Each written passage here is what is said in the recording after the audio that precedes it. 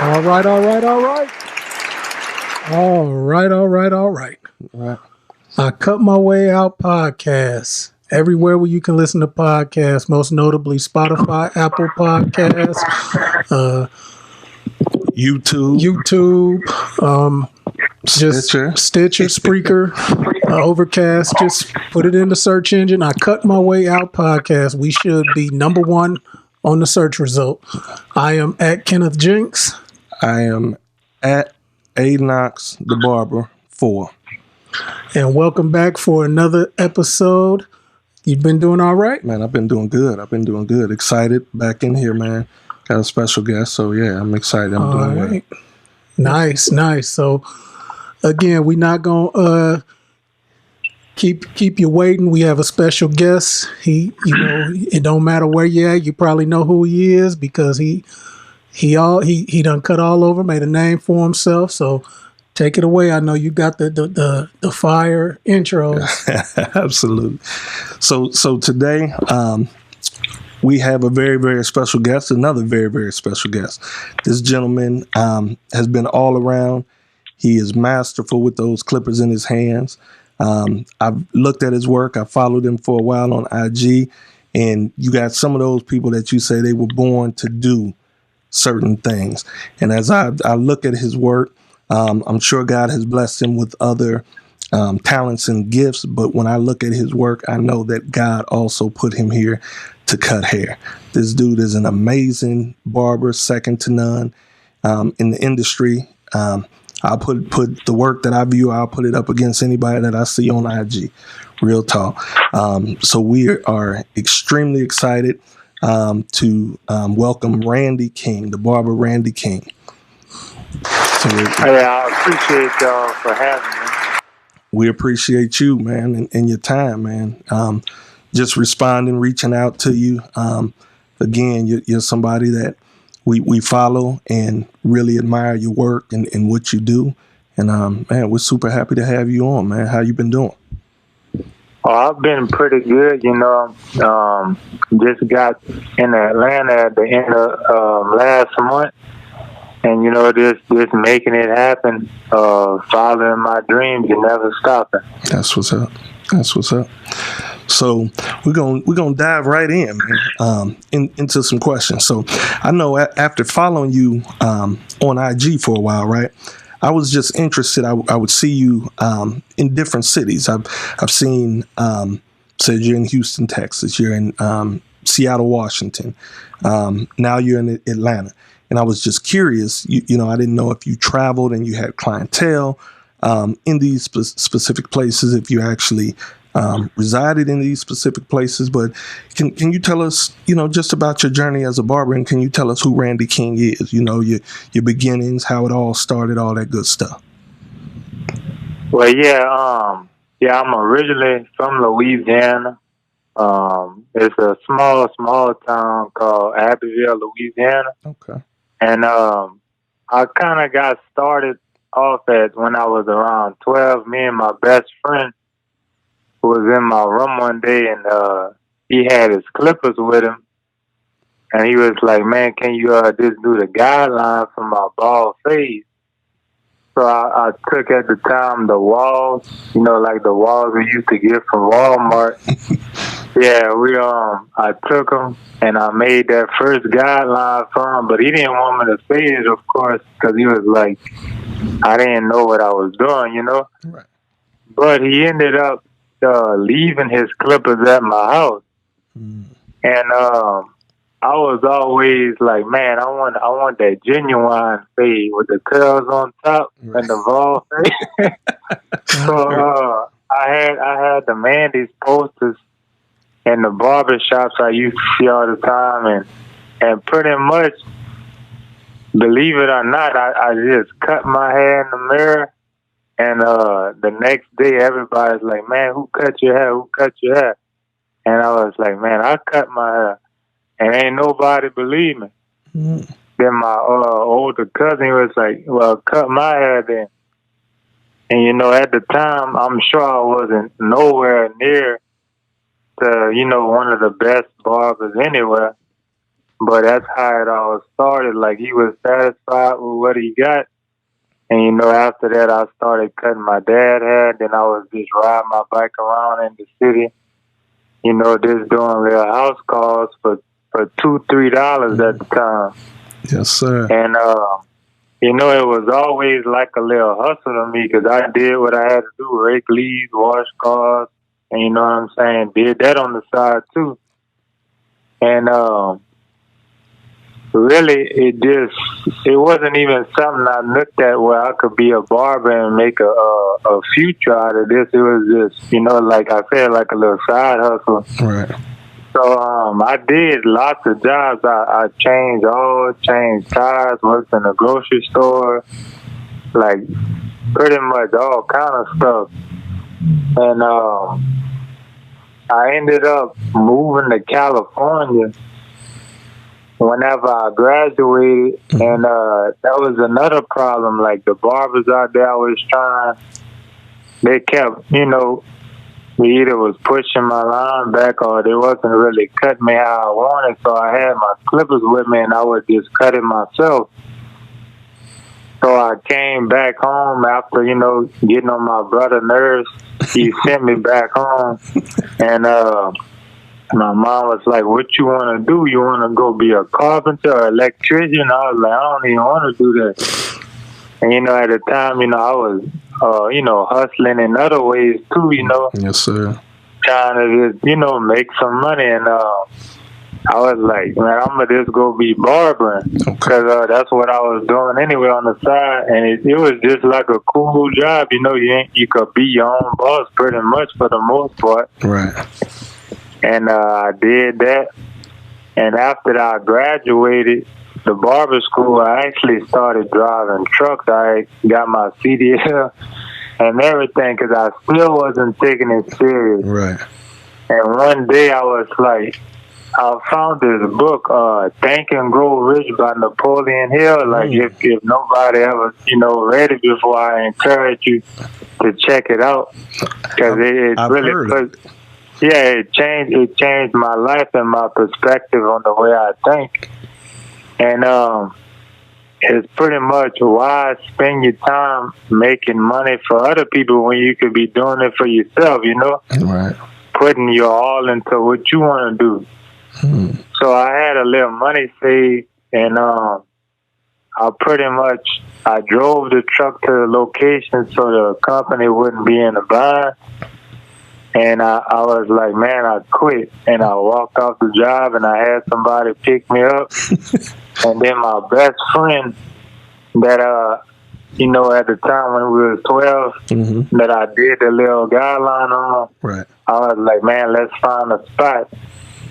So he found this old little house that was remodeled.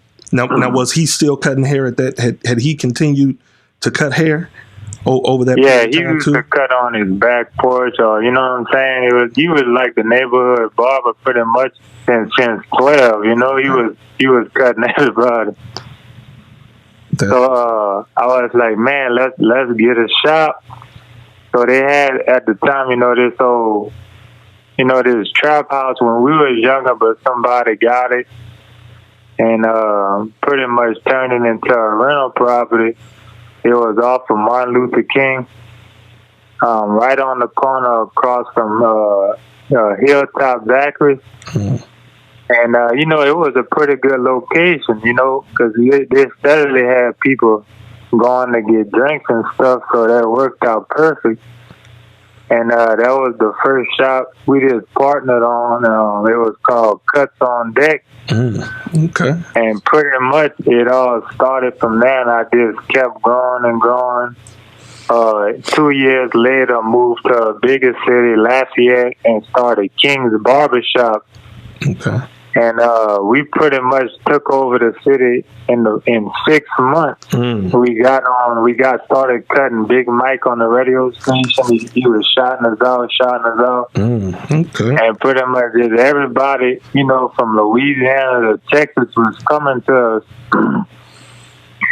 And then that's how I came up with the slogan, freshest cuts in the city. Okay. Because, you know, pretty much like everywhere I go, I just come with it no matter what. And 3 years later, I was like, man, I just want to do more. So that's whenever I moved to LA because I wanted to, cut celebrities and all that. Okay. And then that's where my road pretty much began traveling. Wow. But and it just kind of happened, like I went to different cities. This really to try and experience new things. It wasn't even like something planned out. I just got up and left because I just believe like if you want to do something, you just gotta go out and do it. You know what I mean? Right. Absolutely. And just make it happen. Right. So you was just jumping out there on faith and know that you had the skill that you were blessed with and just grinding it out, huh? Yeah, basically, and reading that book, Think and Grow Rich. Mm-hmm. That's what it talks about, like your desire, your passion, and having a strong will. So, like, if you constantly put it on your mind and deep down inside it can happen, anything is possible. Absolutely. So just with your journey, so at this point, how long have you been cutting? Now, I've been cutting since I was 12, and now I'm 35. So that's a pretty long stretch right there. Yeah, you've been cutting most of your life. So with your journeys, right? What all cities? Like I said, I seen you when I first started following you. I seen Houston, and I seen Seattle, Washington, seen Atlanta. What all places? Have you lived and cut hair? It started in Abbeville, Louisiana, then Lafayette, Louisiana, and then I cut in Hollywood, California, and then I came to Atlanta, Georgia. Okay. Then Houston, Texas, and Seattle, Washington. Wow. So with cutting all those places, right? I know some places, for the most part, haircuts are the same, but I know you go different places. Like I know I used to hear, before I knew what a Caesar was, you hear New York or Caesar, right? So you have different hairstyles and different names of haircuts in different places. How has it been adjusting to the different haircuts in the different areas? At first, coming from Louisiana to Los Angeles, that was like a major adjustment for me because I didn't know, you know what I mean? Mm-hmm. I never heard anything like a Caesar or a temp fade. It was more like a all even or a taper. Right. It wasn't one universal language. So that made me notice right there that I had to ask more questions and get visuals of what people want because, like you said, every state is basically what they want to call it. You know what I mean? Right. There's so much slang and everything else, so you never go off of what you think. Is always about what the client wants. Okay. That's what's up. And so being in those different areas, so I know like going from, Louisiana to Hollywood, I know the cost of living, everything is different, right? So in all these geographic areas that you've been, have you been able to maintain, once you've built your name, have you been able to maintain your same price point, or do you have to charge based on the geographic location that you live in? Since I'm always in a major city for the most part, mm-hmm. It's pretty much I always kept it the same. I always, whenever I get to a new location, mm-hmm. I might give a special, just anything to get new heads coming in because, I don't know anyone whenever I move, so I start from fresh. Right. And then after that, I keep it at $50 at a base point, and then with extra services it could go up to a 120 around that price range. Right, that's what's up. And man, that's I'm still at the point where I'm trying to tackle that fear, man, of just being able to jump out there and know that God has got me, you know what I'm saying, in terms of location. Man, how does that work for you, just being able to go from location to location? And I know, the skill set is there, but being a barber, that it's about trust and getting comfortable with your barber, and you so we know how that goes as barbers, right? How has it been? Were there ever any times that you felt discouraged, or has your skill level just carried you along the way? Yeah, I remember plenty of times where I felt discouraged, not knowing what I was going to do. But that's whenever you feel at your lowest and you keep pushing, that's when the best comes out, the best ideas. And every single time that happened, I just kept pushing, promoting myself, and something always big came out of it. For example, whenever I was in LA, like, I didn't have no clientele. I was getting a few new people, but I got the chance to cut King Karan. Okay. And then next thing I know, I cut his hair and he shouted me out. So that pretty much, from that one shout out, I got a whole clientele based off of him, and followers to go with it. Okay. And the same thing also, like on the shade room. It's all about bartering. You don't have to take all the time. Sometimes you got to give. Absolutely. So the guy that was running the shade room page, I didn't even know that I was cutting him. Okay. And then whenever I found out, I was like, man, I'll give you free haircuts. What can you do for me? Then, next thing you know, he puts my haircut on the shade room. That was another blessing. So, you always gotta search and find your way out of what you're gonna do, because something's always possible. It's a solution for every problem. Right. And networking, like you said, sometimes you got to give to get. Wow. So you done seen it all over.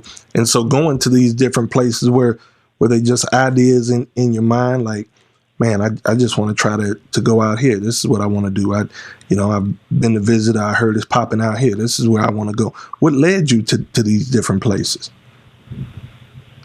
Pretty much just knowing, LA is, where the stars at. You hear about people working on movie sets, just making a living for yourself. Right. Just want to be above average. I don't want to stay the same. I want to keep leveling up. You know what I mean? Absolutely. Just coming to Atlanta, it's probably the hair capital of the world. Just being around all this culture that we have, it just uplifts you once you meet like-minded people, and this going to all these different places is like it just builds your character, and makes you see like anything's achievable. Right. No doubt, and that's the thing. Like, I'm big on Atlanta. I love it out there, and anytime I go visit down there, it just provides so much inspiration. Seeing us as a people, a lot of us doing well, and just seeing the endless possibilities. Yeah, it definitely lifts my spirits anytime I goes, and it starts to, get my mental jogging and just thinking of ways to grow and things I can do. It just brings out those creative juices for me, man. So I totally understand that. Yes, sir. Yeah, Randy, I just, as somebody that, works a job and just have those kind of situations. I appreciate you, sharing that book. I'm gonna definitely pick that up and read that over this holiday with everything that's going on. But not to, go back, but like when you said you was gonna turn that truck in or drop that truck in and just quit, how good did that feel? And because when you were talking about it, it really didn't seem that you thought about it. It was just something that came over you, and you just knew at that moment this was it. I'm not doing this any longer. So how good did it feel to know that you had a purpose and you knew what was next?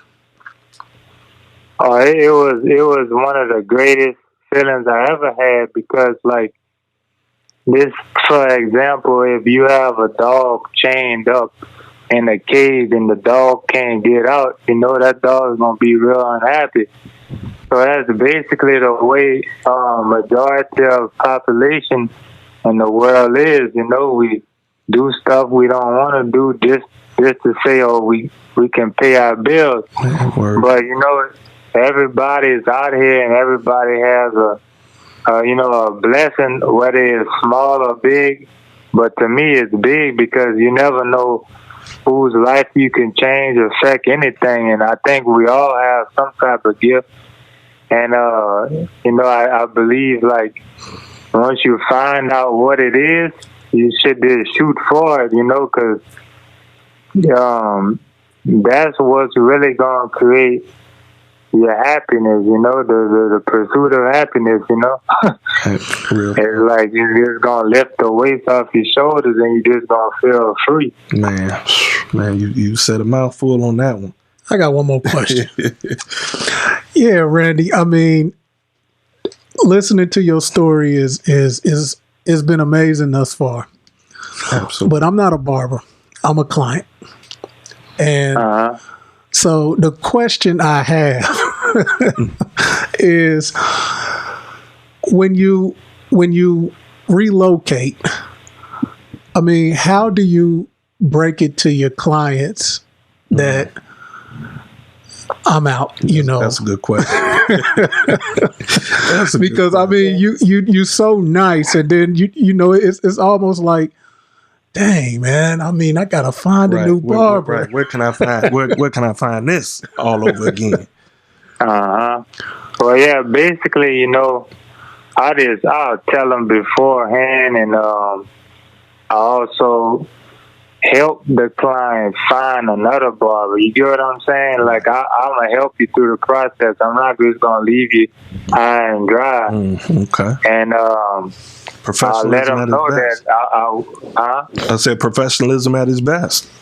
Yeah, you just, and be like, I will be back. I'm not sure on the exact time and date, but I just try to keep an open relationship. Like, I got everybody's number, they got my ID, and you could hit me up anytime. I'm a normal person, just like anybody else. You get what I'm saying? That's what's up. So I just feel like communication is the key for everything. That's what's up. So you saying you do put in you turn into like an employee, you put in a 2-week notice with your clients before you be like, okay, I gotta go here, Right. Yeah, basically, I'll put in some type of notice, you know what I mean, and just like I say, I'll help you at the best I can to find the style that you're looking for with a different barber. That's what's up. So. With you talking about that professionalism piece, right? What do you think is the most important characteristic of being a barber outside the sheer ability to be able to cut? Like what's been outside of your skill level?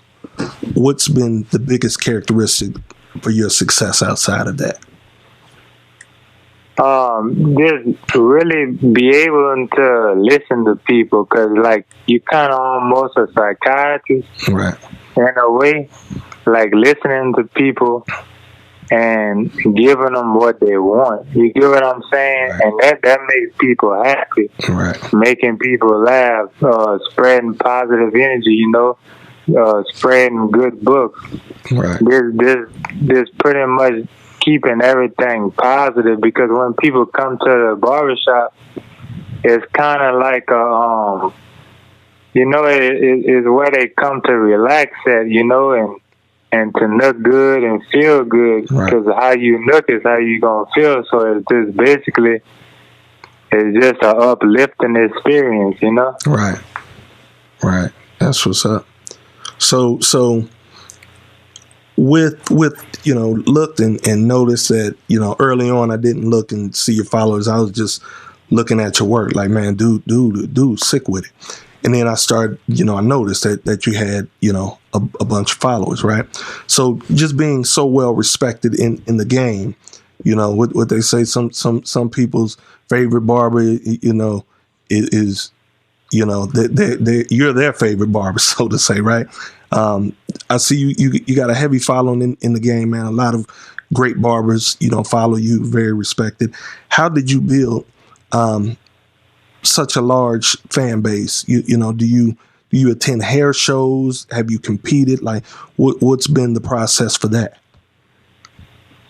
The most major one is communication, and what I say that is like, if you meet people, you never know who you gonna meet, so it's good to talk to everyone, Right. And also, bartering, Yeah. Don't think you gotta pay for everything, Absolutely. You can trade services. So, I know people that wanted haircuts from me with a lot of followers. So, I'll be like, I'll cut your hair, they shout me out, stuff like that. Getting reposted on any other barber pages. And also, just going in your search, bar, and just going to any city and meeting people on there. The power of the internet is strong. Right. You don't even have to really pass out cards no more. You could go like, comment, DM everybody in the world now. So it's just a mix of, everything, putting it all together. Right. And I just want to tell you, man, how appreciative we are. You know what I'm saying? Like, I follow, my buddy. I'm a barber, of course. He's not a barber, but we both love this industry. And so I hit a lot of people, just with interest, because not only do I love barbering and I'm passionate about it, but I love to hear others in stories. And not only is it inspirational for me, but it may be someone else listening to this that finds that same inspiration, right? And so we just appreciate, man. I hit you, and man, you were the first one to hit back, and you hit back. I looked, I was like, damn, like you hit back in minutes. You know what I mean? And so, man, just that level of being humble and responding and knowing your power in regards to God's gift that He gave you and how you can inspire others, man. So we really appreciate that also. Oh yeah, no doubt. Yes, sir. I got a question. I mean, it's not really. Well, I'm just going to ask it. I know a lot of barbers that take on these, nicknames and what are the monikers? I don't, but your IG name is simply Randy King. You got a few extra G's on at the end. But how important is it for you, or was it something that you thought about when you just came up with an IG name with a big following? It's just like, hey, I'm Randy King. It's like no other like catchy IG names. It's just I'm Randy King. Was that something that you just said, hey, I'm just gonna keep it governmental, or are you just Randy? Yeah. I pretty much, I started off as Barber Randy King because, I just feel like it's simple, and I don't feel like I need to to call myself, the best barber alive, or anything like that. I just feel like I just do my job, and I just do it to my best ability. That's all I really look at. And I made it even shorter. This with Randy King, and the reason I put 3Gs on the end, because pretty much like when you're triple OG in the game, I didn't been through it, I've seen through it, everything, and basically I'm here now, doing what I'm doing and trying to give back as much as I can, That's what's up. Yeah, that's actually simple but catchy. When I seen those three G's, that's what came to my mind. Like OG, triple OG. That's what it, that's what hit my mind. So that's simple, but you know what I'm saying. At the same time, that is catchy. You know what I'm saying. Man, you got any other questions? Well, yeah. So when you locate to different cities, do you have people there that you reach out to get in the shop? Or I'm just intrigued by you being able to relocate and hit the ground running. Is there, like, what is your plan? Do you contact barbers on IG, or do you have a connection to get in the shop, or do you I'm sorry, go ahead. Oh, yeah, at first, no, I did. It's basically, I saw any shops that I thought was popping on IG, and I just went at it, seeing if I could cut. But basically, nothing never always goes as planned sometimes. So, you gotta find out what your plan B is. So I just, what I'm saying, did my homework and just tried to find the best vibe shop I could possibly be in. And that's how I did it, but nothing actually went as I planned. Every time I moved to a city, I was like, yeah, I'm going to work over here, and it's going to be like this. It's going to work out good. And every time I did that, I always ended up somewhere else. And, and it still worked out good. So basically now I just, have a network of, family, it's not even friends no more, it's family, because I could go anytime I want, That's what's up. And they'll accept me with open arms. That's what's up. And So I have another question involving the moving and just, cutting in different geographic areas. So you keep your prices the same. Has that allowed you, because I know, again, different places, the cost of living is different. So charging that base price, has that allowed you to be comfortable financially in terms of the difference maybe in booth rent from city to city? Yeah, it has. And, like we in 2020 now, but before, like as far back maybe 3 years ago, everything was different. You get what I'm saying? Like, you might have had to charge $35 because that was the going rate in Los Angeles. You know what I mean? And it didn't match with the price of living. So, and so it's like, I think now everything then kind of settled to the point where everybody respect barbers, and they respect your price now no matter what. And as far as boot rent, is pretty much the same. It might go up to the average price for in a major city, nice barbershop would be by either it's going to be $200, $250, or $300, a week. Okay. So that is basically the same thing now. But, like I said earlier in the game, it was all over the place, and it just didn't match up at all. But I think by people like myself and other barbers that, just pretty much, did what we believed in, it kind of opened up the whole industry, and people just start seeing, well, yeah, we can do this, and it could be the same for everybody. Right. So it's just about like don't if you want to do it, don't second thought yourself. Just go for it. Absolutely. Have your plan, of course, but just do it. Absolutely. Take that jump. It's interesting, man, because I've been cutting hair for a little over 20 years, but I did it on a part-time basis, got my barber's license. But I also worked in local school district. I coached basketball, those type of things. And it was that type of thing that you're talking about. It was just time for me, to put that aside and just take that leap of faith. And it's been extremely beneficial. But one of my first experiences last year, I went to the Bronner Brothers Hair Show. And we stay in Champaign, Illinois, which is a smaller community.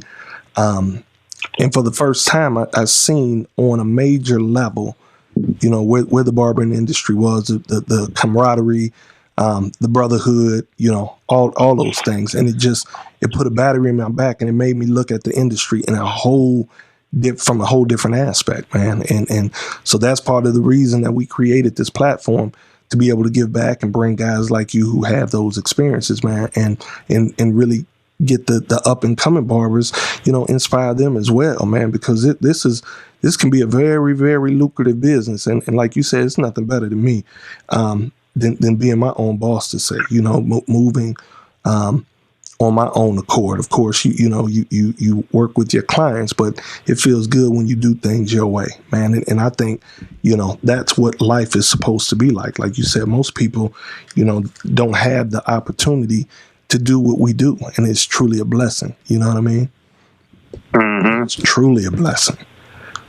So, go ahead, Junction. Yeah, I just have I just want you to explain, just with you coming from the South and the hospitality, the perception that I think all of America has of the South is just the Southern hospitality, and just with you coming on the show with no questions asked, I guess for you displayed it. So when you go to Hollywood or when you go to Seattle, how is it difficult to maintain that Southern authenticity when you, especially Hollywood? I can't speak on Seattle. I heard it's beautiful and definitely a vibeful place, but Hollywood, where it just seemed like it's so fake. How do you maintain your Southern authenticity in when you're around such fakeness? And I said that, not you. So I'll wear that. You know what I'm saying? So. Yeah, you know how I deal with that. I'm listening. Whenever I get around it and it's thrown towards me, Mm-hmm. I stop it right then and there, and because they have a perception to be like, but the Southern people are slow and all that, Mm-hmm. but I let them know, no, we ain't. Right. And I'm about to take over. You get what I'm saying? That's what's up. So you can love it or hate it. Right. I don't even care what you got to think. Once I know that you on that level with me, that's it. Because it's just gonna fuel me to go harder. So I like when they hate on me. That's what's up. That's what's up. So use it as fuel to your fire. That's what's up. So I know I have a couple more questions. Man, watching some of your haircuts, man, the linings, I mean, the whole haircut is just off the charts, right? But I'm watching how your liners hit. I'm like, man, them boys look, man, them razor sharp. So, do you use modified blades? What's the secret, if you're willing to give it out? And just as a barber, man, just want to know the top clippers that you use, your clippers of choice. Well, yeah, I'll tell you like this. Back in the day, Mm-hmm. at least 10 years ago, all the Wall and Andy, they used to really care about the product they put out. Mm-hmm. So, their blades was made out of, at least 90% steel. Mm-hmm. You know what I'm saying? Like each blade that was pressed out on the belt was the same. Right. But nowadays, you know, they use cheaper materials, so I might have the same clipper as you, and it might not cut the same. You get what I'm saying? Right. Absolutely. So it's all about finding that right blade. Like one time, I had like 10 liners, Mm-hmm. and I kept getting more, and I kept sending them back because the blade was warped or something was wrong with it.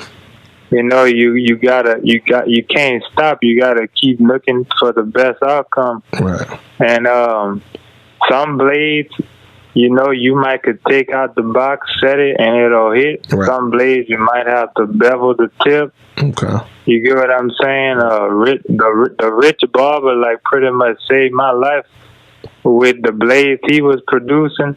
Okay. Yeah. You get Chuka. Yeah. Absolutely. Chuka barber. Like his blades, I kept ordering them. Yeah. And like every time, like he was working with me, he would give me what I want. Right. And that allowed me to, you know, keep that crispy line up. Yeah. And you could do it yourself now. You sell that tool to bevel. Right. Bevel your blade. Right. So and I've never used it. So it is as good as he advertises. Oh, it is. And you know, you just set your blades and test them on yourself. Right. First. Right. And then, you know, as soon as you set it, hit it on the mirror, you know, set it on the mirror to make sure that it's not overlapping. Right. And you just go from there. Right. And always, you know, clean your skin. Washing hair Absolutely is really a major key role factor. Nothing like a clean head. Hot lather, hot towel, Right. all those things make a better haircut, and it's going to get you more money at the end of the day. So absolutely, that's what really helped me the best. That's what's up. That's what's up. So,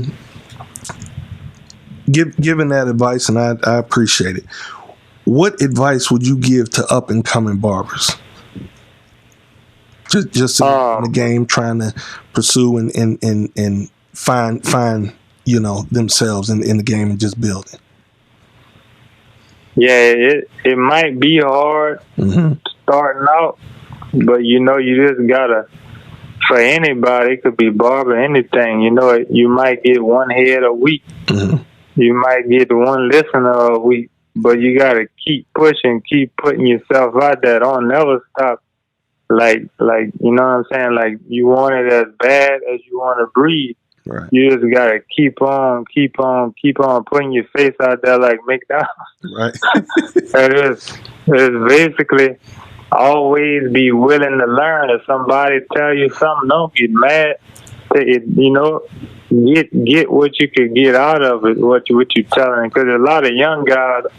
I ain't gonna say a lot of all of them, but you know, you tell them something just to better themselves, constructive criticism, and you know, I didn't find some people get mad, but I want you to tell me what I'm doing wrong so I can do it better. You get what I'm saying? Absolutely, without a doubt. So that's what like the major key factors. Like I always stayed and connected with barbers that was better than me when I was younger, and just watched them, you know, and just added things to my, you know, skill set, and just always give back. As whoever want to learn, I don't try to hold nothing back, because it ain't gonna do me no good holding everything. Right, absolutely. Just paying it forward.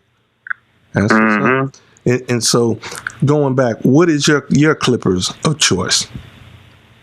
I pretty much I love walls for the precision of lineup. Yeah.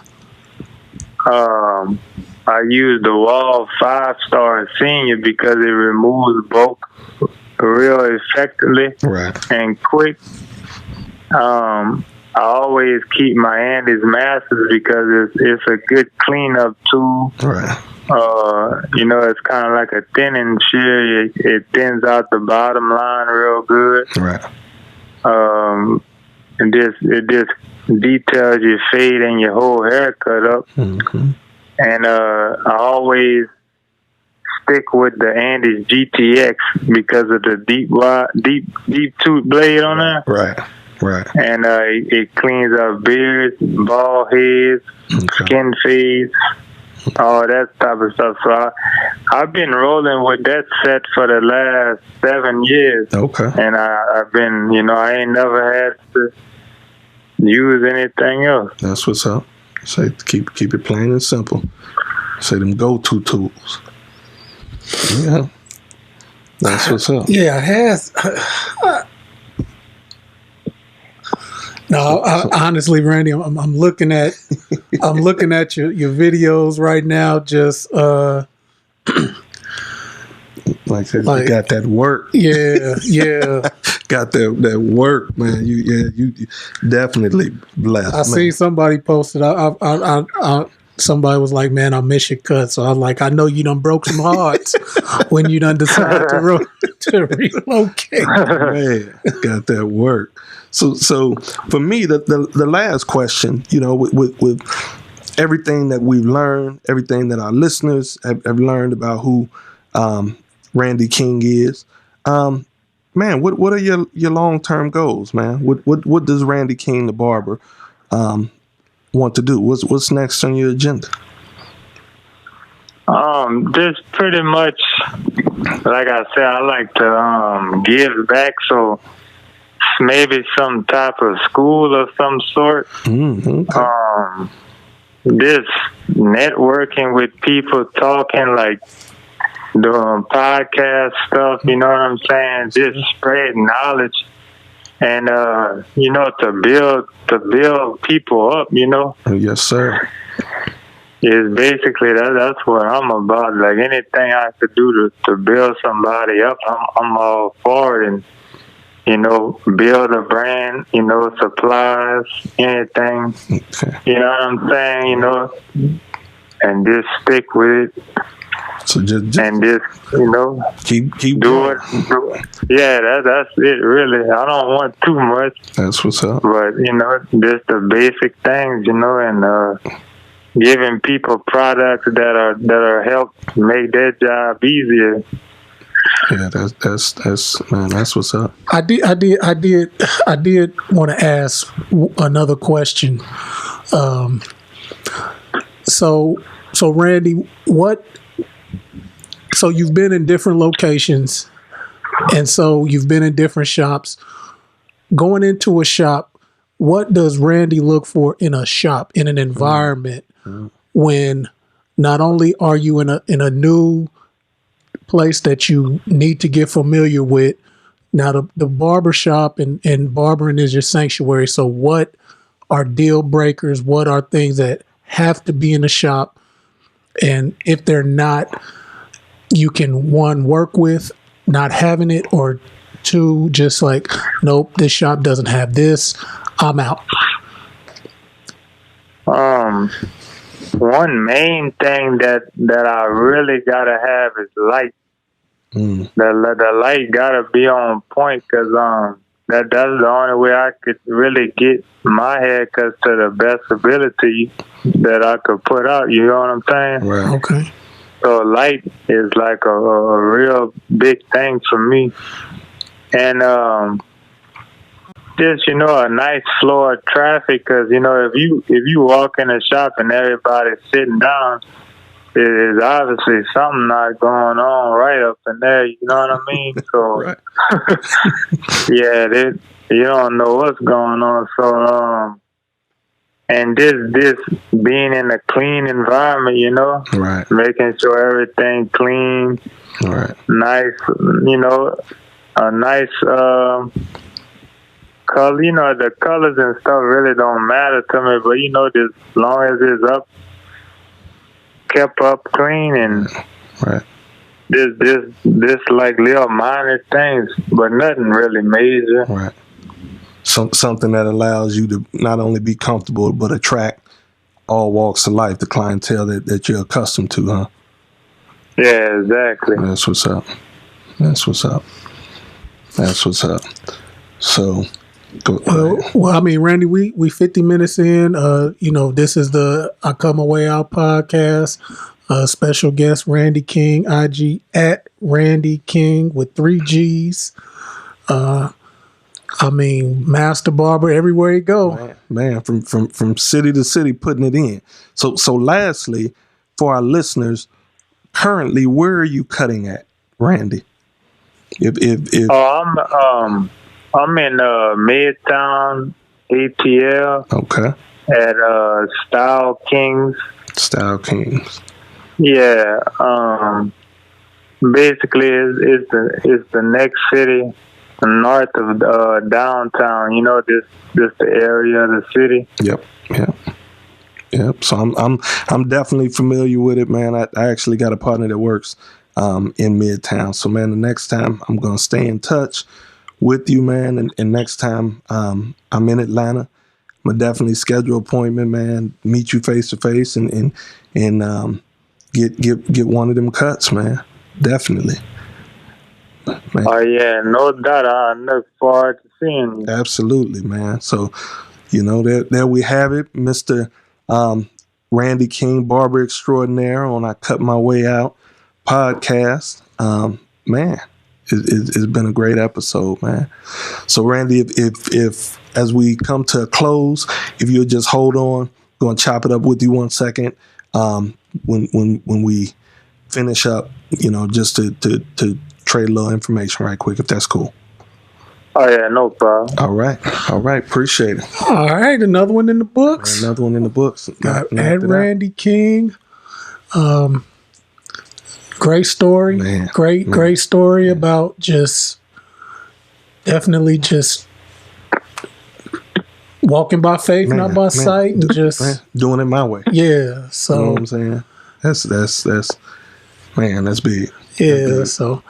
So listeners, I Cut My Way Out again.